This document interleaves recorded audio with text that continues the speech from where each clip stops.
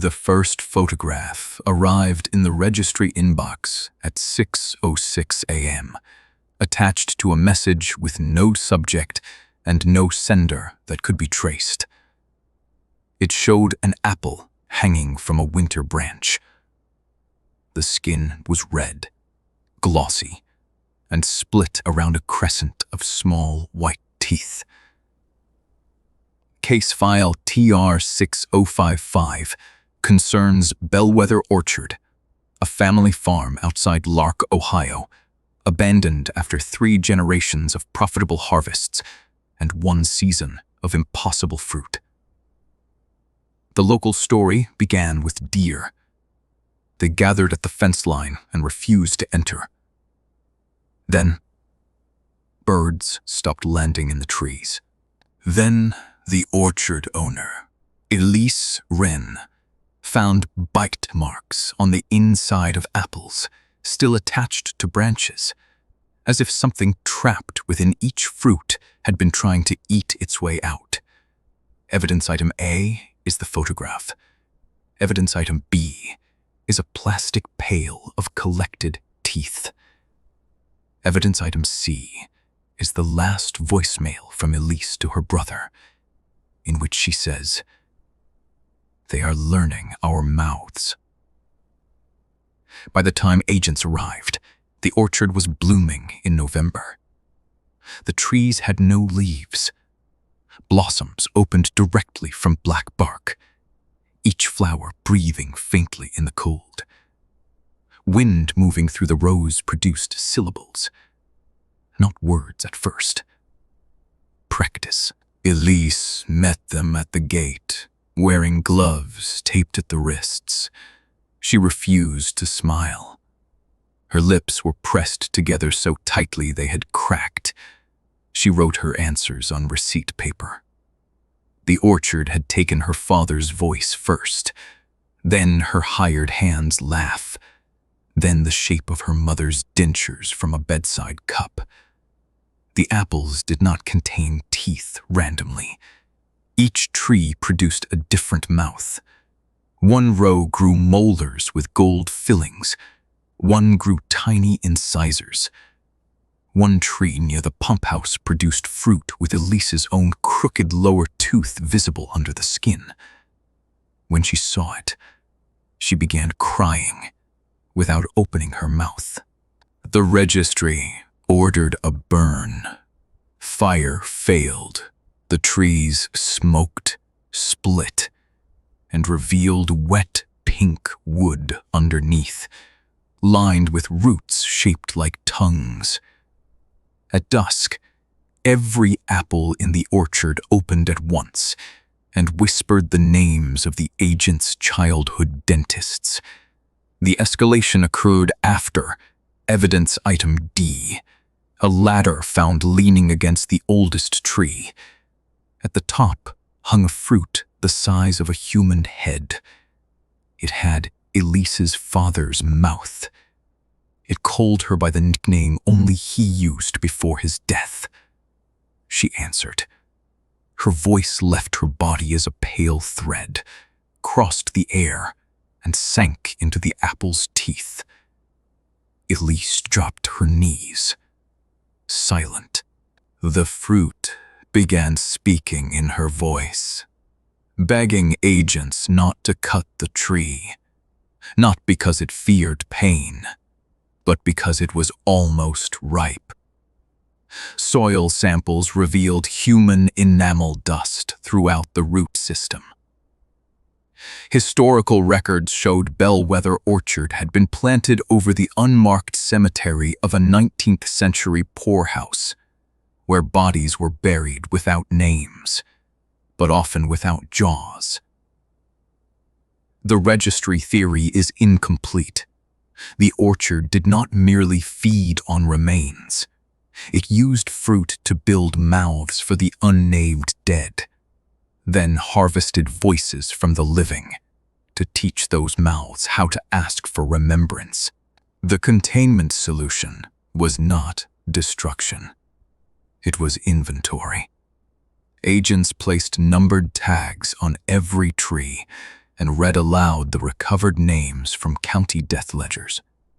With each name, a branch shed its fruit. By dawn, only one tree remained full.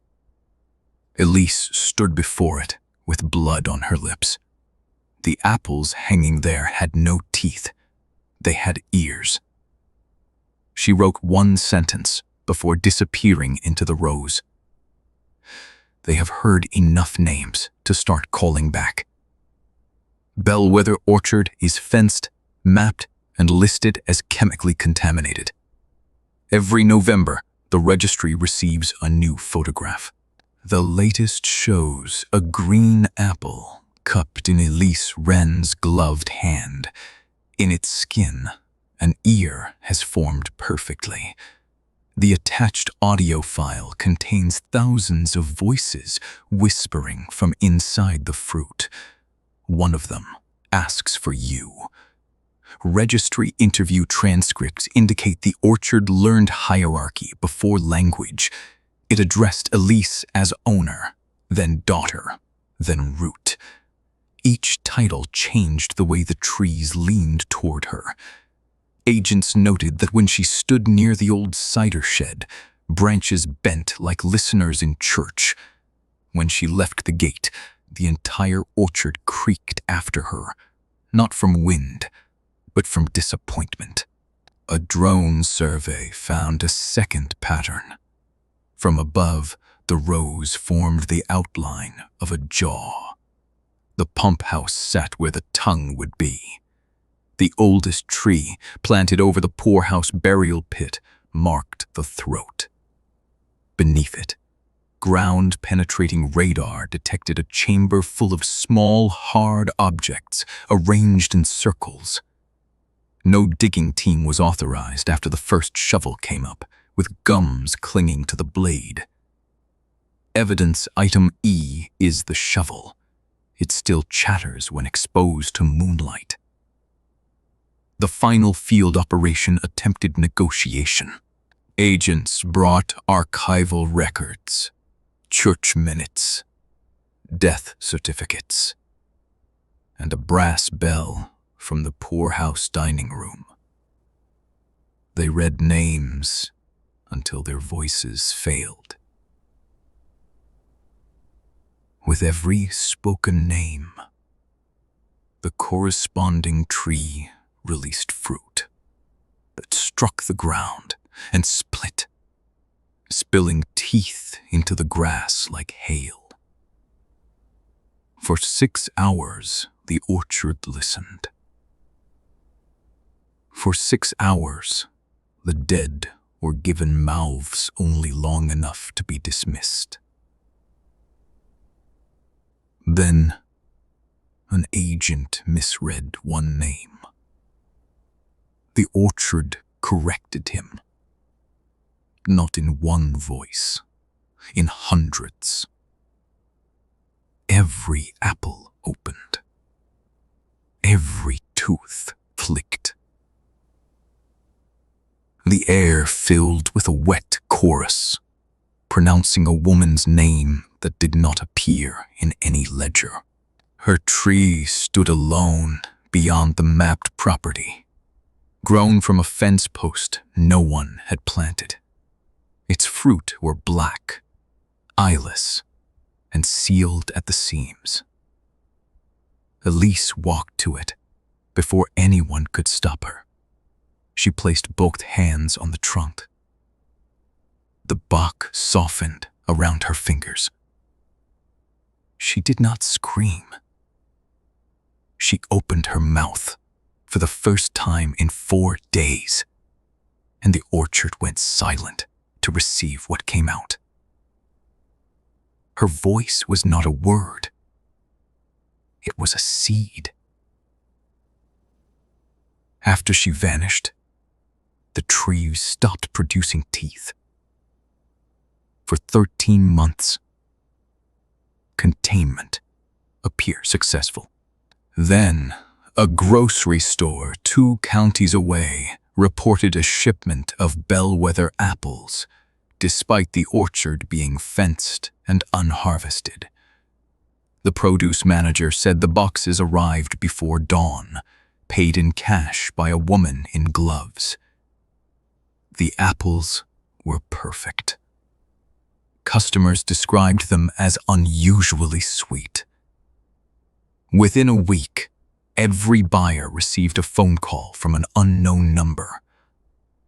On the line, someone with their own voice asked them to plant the seed somewhere quiet. Registry agents recovered 21 seedlings.